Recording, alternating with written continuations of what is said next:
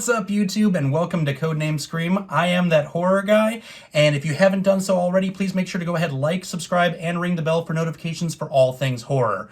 As you can tell, we have gone ahead and recommandeered the Studio A space again. That's because I've brought on another guest, so please welcome Nestor.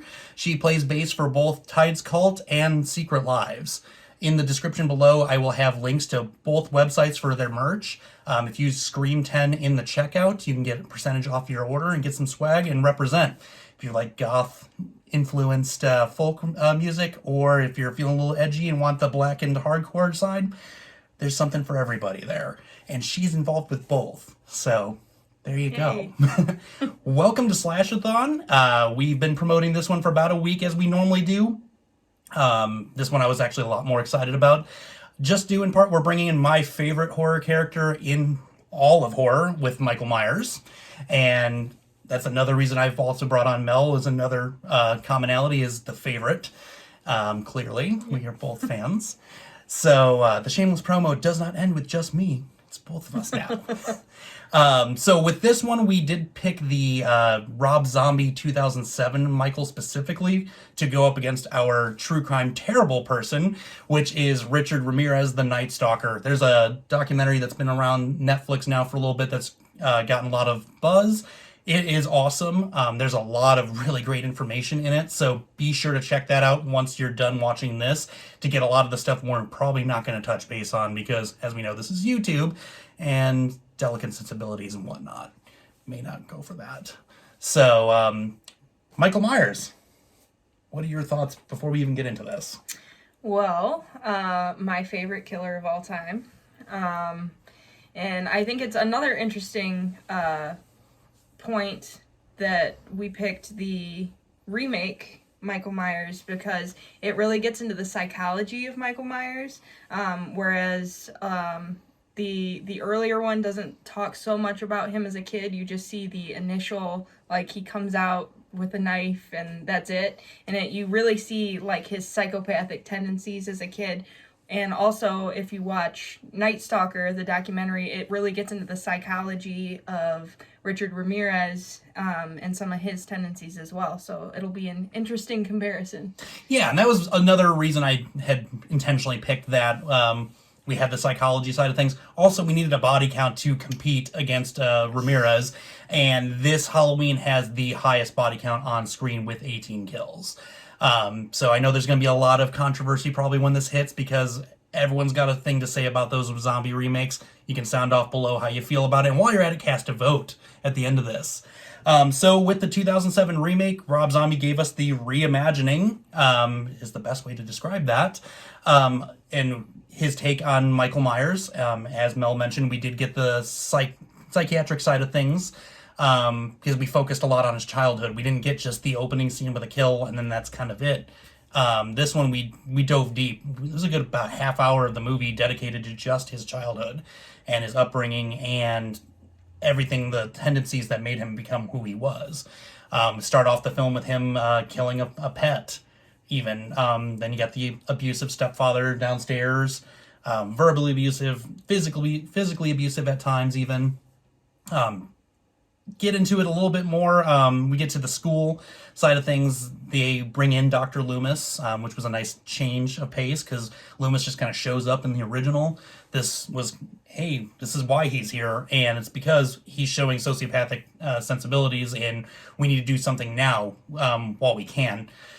And right after that gave us probably one of the most brutal scenes of the film, where he offs a classmate who is a bully, bullied him just earlier in the film, and takes it upon himself to use a tree trunk. And yeah, that was rough. Yeah, that one took a minute to have to look away the first time and the second time, and pretty much any time after.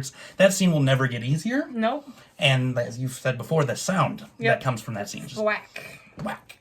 Yeah, just gotta look away a little bit. You almost don't feel bad, though. That kid was a jerk. He had it coming. He had it coming. And that's one of those moments in horror where you're like, yeah, you deserved it, but I really didn't need to see it, too. Exactly. So then we get into him in the psychiatric hospital, where he then is no longer talking. His mom ends up committing suicide later on in the film. and then we see him growing up in the psychiatric hospital. Danny Trejo being the one that's looking over him and kind of just, I felt was the one that kind of spurred him into the not talking, because the whole is like, oh, you got to get inside your head thing. So thanks, Danny Trejo, for giving us Michael Myers. You know, we already dealt with him killing everyone else. Now we got to deal with him becoming Michael Myers. And Danny Trejo wasn't a bad guy for once. No, he wasn't a bad guy. And then that one was sad for me. Yeah. When Danny Trejo gets killed in that film, that one hurt. Yeah. To see, and that was about 45 minutes into the movie when he kind of attempts to drown him and then smashes his head with a TV. It was just kind of sad. Yep. He didn't deserve it. Nope. He was there looking out for him this whole time. But that also showed us how just unrelenting Michael was going to be moving forward. Well, before that, you saw the kills of the people that deserved it. And then you saw the people that were, like, kind of getting in his way. But then that's when you realize, like, his true sociopathic tendencies is this guy was so nice to him and so kind to him. And then he just obliterates him with a television. Yeah, it's absolutely brutal. That was one thing I'll give this movie credit for. Not only did it have the most kills on screen, it delivered the most brutal kills as far as Michael Myers is concerned. I felt like this is where Michael Myers started becoming more like Leatherface almost in a way. In the brutality side of things, like we're getting our more Leatherface Jason type of feel. Definitely. Where we get this brute portrayed by Tyler Mane, which was awesome. Tyler Mane is a wrestler, professional wrestler, as well as he was Sabretooth in X-Men for a while. So, and as we scoot along, we get into what would be more or less the remake side of things. There are moments that were paying homage, I felt, that did well. We had some of the kills. We had the pin up against the door. That one probably being the most notable, him coming in with the sheet over him with the glasses. We had that one. That one was nice. Like we had a couple that followed, but then I feel like that's where the liberties came into play. How did you feel about the second half of the portion of the film? Like we both agreed that the first half was an interesting take. Where did you feel the second half was? I feel like the second half is when it really became a Rob Zombie movie. Yeah. Like, it almost felt like, watching Devil's Rejects or something, along those lines. And I was actually a really big fan of the first Rob Zombie Halloween. The second one, kind of a different story. Yeah. But, I like that it still felt like part of the franchise, but taking liberties. And I love the gore. Yeah, absolutely gory. Awesome. And we kind of Easter egged in advance the second one, so make sure to come in for, with that being said, this Thursday. Her and I are going to sit and actually dive into just the remakes and what we love about them, what we hate about them, H2. If you've seen the movie, you know what we're talking about. If you haven't, check it out. We're just giving you the footnotes here. And you're going to get even more on Thursday. So there you go. We're going to get more into the Richard Ramirez side now. That's where a lot of the Slash-thon takes place, is focusing more on our true crime side and comparing that to Michael Myers. So before we even get into my side of it, how do you feel that these two compare? Well, both really show no mercy. Their kills were absolutely brutal. Richard Ramirez used guns, knives, just anything he could get a hold of. Michael, obviously, usually using a knife, but would really kill anybody with anything that's around. They both, another similarity, can evade the law like no other. Right? Like, they literally, both were documented just walking away from crime scenes. And it's just and even Richard Ramirez at one point got pulled over by the police in a stolen vehicle and just dipped. Right. And was gone. And it's like any other person, they would have been arrested, after one or two kills, especially getting pulled over. Yeah, right. Yeah, and both had an affinity for stealing cars. Richard stole a ton of cars, and then if you remember in Halloween, one of the very first scenes is him getting in a car that belonged to either the nurse or Dr. Loomis and just taking off with it. He's like, this is mine now. And takes it off with the truck. Yep. temporarily in Yep. points too. Like, yeah, they both have an affinity for Grand Theft Auto. Yep. On top of killing. Both, like I said, just walking away too. Neither of them showing any urgency to leave a crime scene. Just casually. Richard Ramirez was even documented like eating at crime scenes. Yeah. Like he'd just murder someone and raid their fridge. Richard Ramirez, born February 29th, 1960, was known as the Night Stalker. As Mel has already touched base on, used a variety of weapons to his disposal. Guns, knives, machetes, tire irons, hammers. We got the list, and the terrible things that he would do with it, as well as satanic imagery. He was convicted in 1989 of 13 counts of murder, 5 attempted murders, 11 sexual assaults, and 14 burglaries.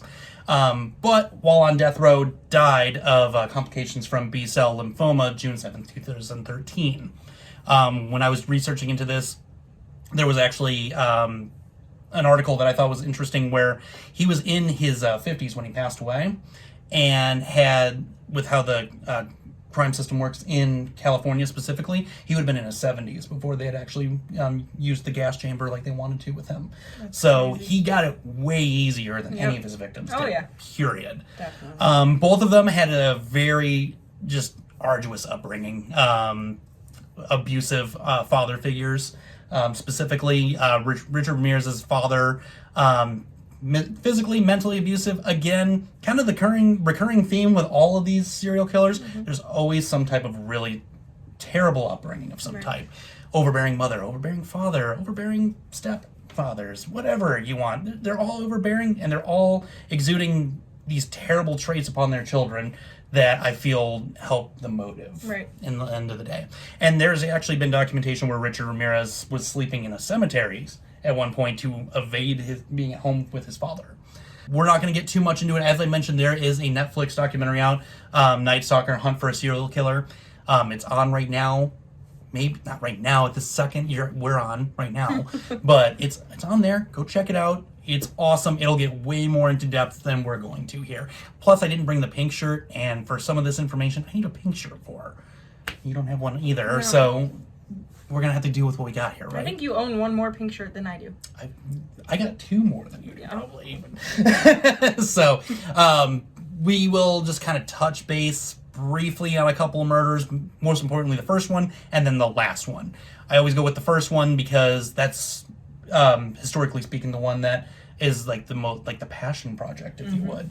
It's the one that means the most. So there's a reason behind like this one. Sure. And then the last one being, you messed up at this point. So you got caught, kid. Yeah.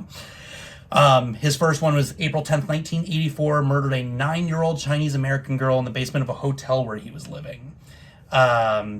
He R-word, we're not going to say that here today, and then beat the girl before stabbing her to death and then hanging her body from a pipe. How did you take all this when you were looking into it? Well, first of all, his first kill, because he did hang her, very reminiscent of Michael Myers. Yes. That's one of the initial things I thought, because as we were talking before we were on camera, that classic kill of him stabbing and hanging. Yep, you know, and just staring. So that's also something very similar. Also, survivors. You know, Richard Ramirez, I believe it was like his maybe second or third attempt, she actually survived. And upon watching the documentary, I did draw some similarities between her and Laurie Strode. Yes, absolutely. Yeah, he's got multiple people that have survived. Yep. Which we know when it comes down to the point side here at the end, I have a no survivors policy, for lack of a better term, and that will not work against Mr. Ramirez come when we take away points. So we're going to get a little ahead of ourselves there. By this point, he'd already moved from one city to another because he knew the media was catching on to him and whatnot. Especially because he had, I believe it was 4 attempts in one day, or 4 actual murders, I should say. And that's the ones that got him his media attention. Mm-hmm. Captured on August 30th, 1985, when he was taking a bus to Tucson to see his brother, unaware that in that area he had become pretty much the top story. Yep. Got pointed out by a group of elderly Mexican women, identified him as El Matador. And, hopped several fences, attempted multiple carjackings, and then subdued by a group of residents. One that hit him with a metal bar while in pursuit, and they relentlessly just beat him until the cops arrived. So then we get into the trial and conviction side of things for him. Jury selection began July 22nd, 1988. And this is where the satanic side of things came in. He had the pentagram drawn on the inside of his hand and yelled, "Hail Satan." And we just go into a long trial. It went for just a little over a year. September 20th, 1989, he was convicted on all of his charges, which we stated in the beginning. Tried on all those counts. Put away in prison to be executed on death row with the gas chamber in California.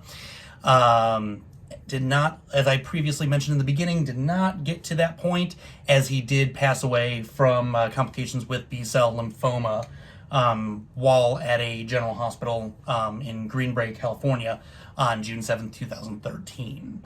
And the psychiatric side of things, there was Michael H. Stone is a psychiatrist that stated that he was a made versus born psychopath, which I've absolutely agreed with. He had a schizoid personality disorder, and that contributed to the indifference to the suffering. And then also he had his brother figure. He, showed him how to kill people in stealth when he was at a young. He was 8 years old when his brother started showing that, and when he was 10, he started using illicit substances, discussing war stories, learning the tricks of the trade, if you would. He saw his brother kill his wife in front of him with a firearm. And so between that and then there were multiple occasions where he was either knocked unconscious or almost killed from being dropped on his head, which then later developed into temporal lobe epilepsy, aggressivity, and hypersexuality. So he... Yeah, they pretty much built him to be this way. What are your closing thoughts on the Ramirez side of things? Well, I think another interesting thing that we didn't touch upon are the people that worshipped Richard Ramirez. Yes. There were countless people. I remember one story of a woman that was, I believe, she was either a survivor or a family member of one of his victims, was sitting in court on a bench, and she saw a young person sit next to her, not knowing why they were there, and saw a pentagram tattooed on their hand. And it's just the amount of people that showed up in support of him was disgusting. Yeah, no, one of his supporters ended up marrying him in 96. Yep. It's very Charles Manson-like. Very. First of all, he was gross. Yeah, man did not bathe. They said his hygiene was horrible. Someone even said he smelled like a goat. It's like... Not the goat that sits in here, but an actual goat. So, absolutely terrible hygiene. What any woman saw in that? Yeah, no. And I would assume the same with Michael Myers. I don't see him taking a shower. No, I mean, even when, in the remake, when he leaves the hospital and he goes to a truck stop, he definitely didn't bathe in between that time, and we surely watch him get dressed in the jumper. Now we've discussed a little bit of the two of them. We're going to see how they would fare out. All right, so you guys know we do a fair 6 on either side, and as we had to do the previous time we were in here, you guys will see it here. We hijack Studio A, we take the codename reaction template, if you would. And if you haven't checked them out yet, I've given you plenty of reason to previously. Maybe I haven't. Either way, there will be a link below to check them out. Do the same as you would for me. Like, subscribe, ring the bell for notifications. So, we're going to go right into the 3 that I carry over to every episode for them, which is most kills, motive, and most brutal of the kills.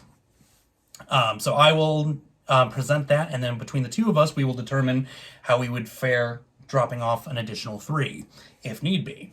So on the kill count side of things, Ramirez does win this one, and Michael does lose a point because we do have a 2-to-1 ratio there. Sure. That I factor in.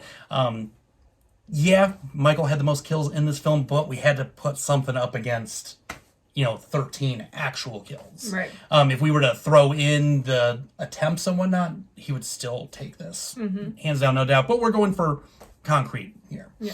On the most brutal kills side of things, I'm actually going to favor on the Michael side this time and take one away from Richard Ramirez here.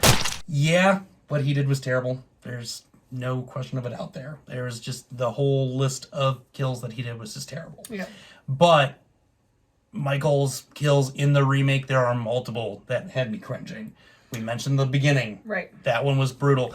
Most brutal I felt, and the reason that I'm giving it to him, was him killing his stepdad. Yeah. The way he did it, he taped his head down, taped his mouth shut, taped him around his chair, and then just slit his throat open. And then in the news anchor side of things, right after all that happens, where they say he's been stabbed multiple times on top of that, that's just disgusting. Yep.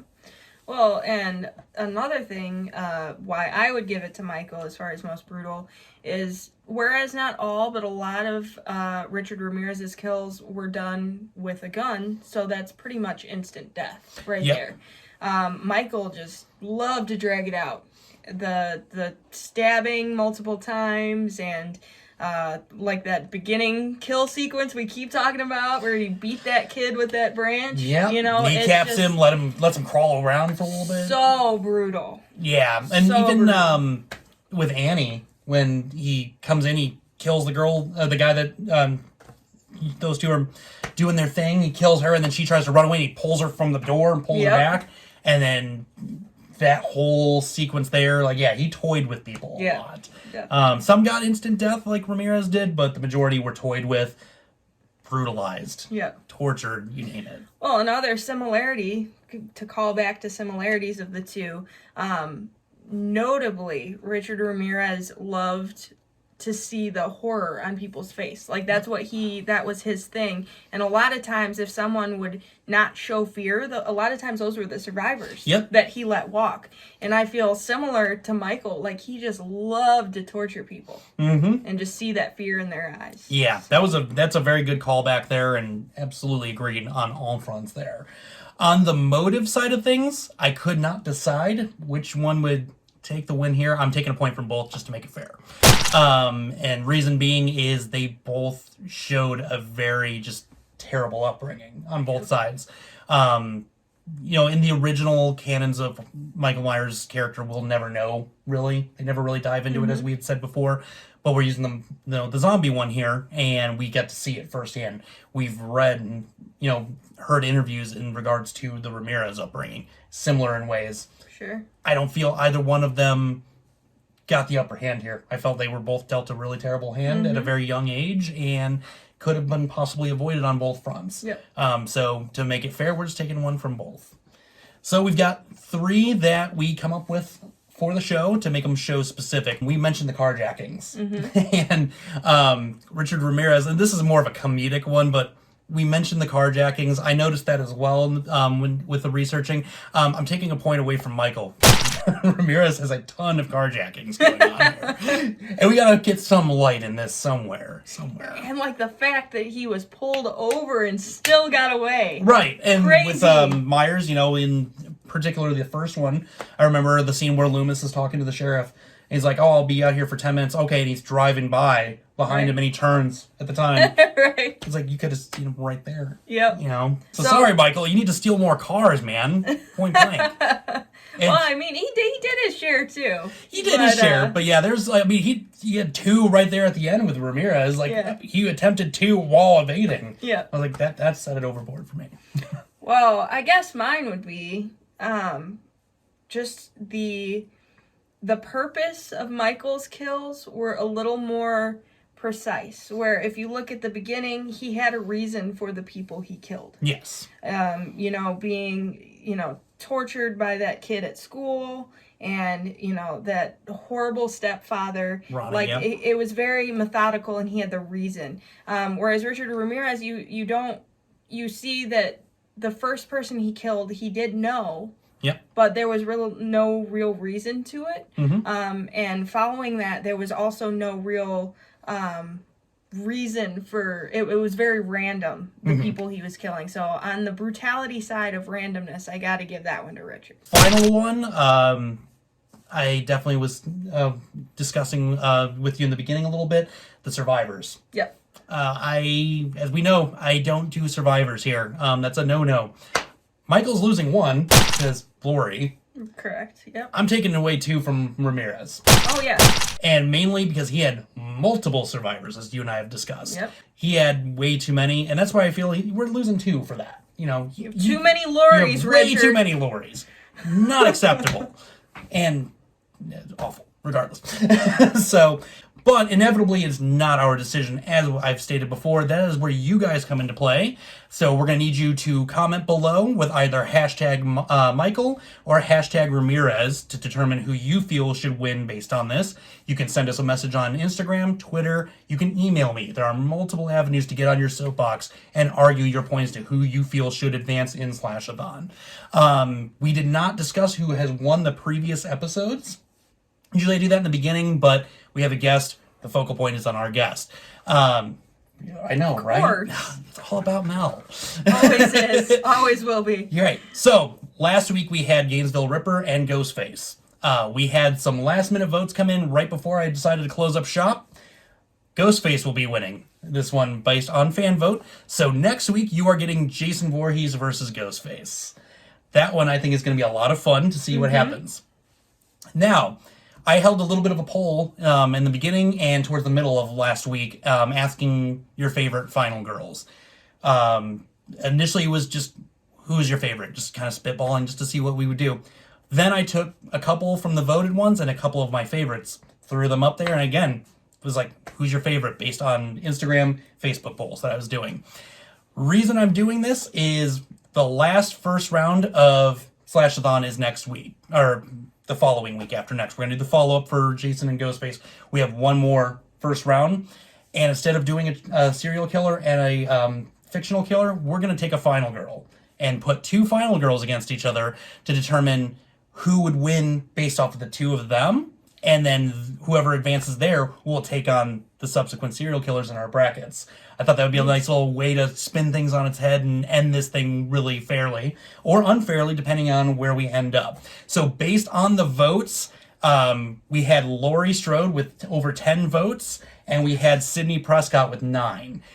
Those 2 are the ones that are going up against each other in 2 weeks. So Those are my 2 picks, too. There you go. I wanted Nancy and Lori personally. I'm a huge fan of Nancy and a huge fan of Lori, but who doesn't love Lori at the end of the day? Everyone loves Lori. Everybody loves Laurie Strode and Jamie Lee Curtis. But so next week you will get the Jason and the Ghostface episode, and whoever wins that episode will take on Leatherface in round 3. So make sure to keep that in mind when the voting comes in. I will remind you guys of that. And in 2 weeks, you'll get your final first round. We're jumping the gun a little bit, but Leatherface has been sitting alone now for 2 weeks. He's getting a little lonely. He needs a new face. Possibly. That, again, will be up to you guys. Want to thank Mel again for joining me. Again, go check out her bands, The Secret Lives and Tides Cult. Links below. Scream 10 in the checkout for all the discounts on all the merch. And thank you. Thank you. Yeah. This was fun. Yeah, so until next time, scare you later, YouTube.